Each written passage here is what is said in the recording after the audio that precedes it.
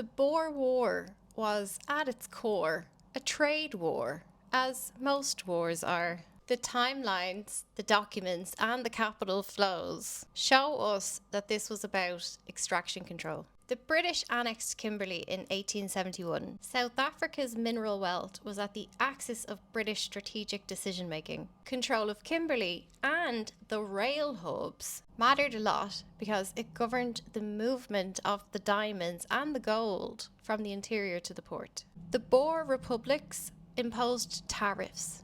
They had control of critical railway junctions, and that threatened London.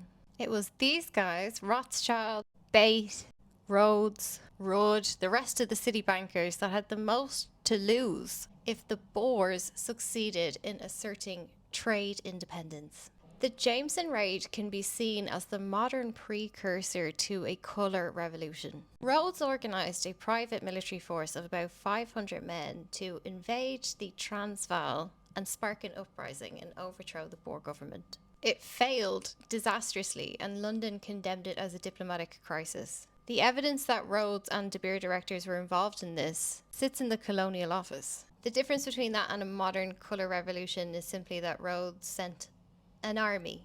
That has evolved in sophistication these days to astroturfing, mass protests, NGOs.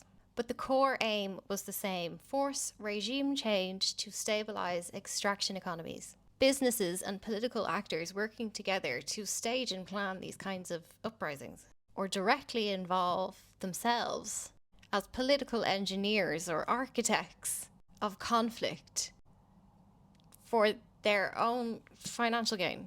If you ever make it to Kew in London, see yourself into the Colonial Office and dig out box 879, Confidential Print Africa.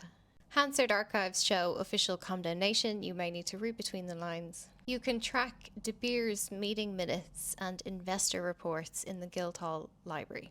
They basically held a corporate intervention with a private army, and that sparked the beginnings of the Boer War. Of course, after Britain's victory, the Boer republics were restructured to align with City of London finance, and that remains the same today. It led to the expansion of the Cape oligarchy, the same oligarchy that gave us all Elon Musk.